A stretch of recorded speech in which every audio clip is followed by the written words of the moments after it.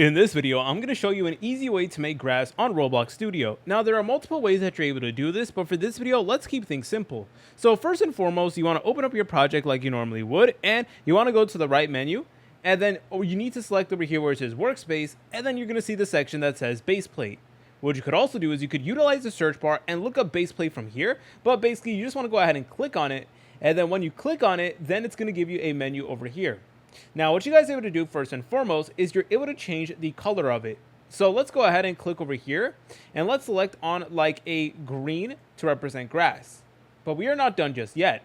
What you also want to do is you want to go over here to where it says material and you want to go ahead and change it. So by default, it is going to be set to plastic, but you guys are able to go ahead and put something like grass right over here, or you guys can put like ice, ground, etc. And then over here, you guys are able to adjust things like the reflection, the transparency and stuff like that, and basically even more smaller details and stuff like that. But if you guys are looking to just have grass on your game, then that's all you really need. And if you go ahead and zoom in, you're able to tell that, yep, the grass is fully working.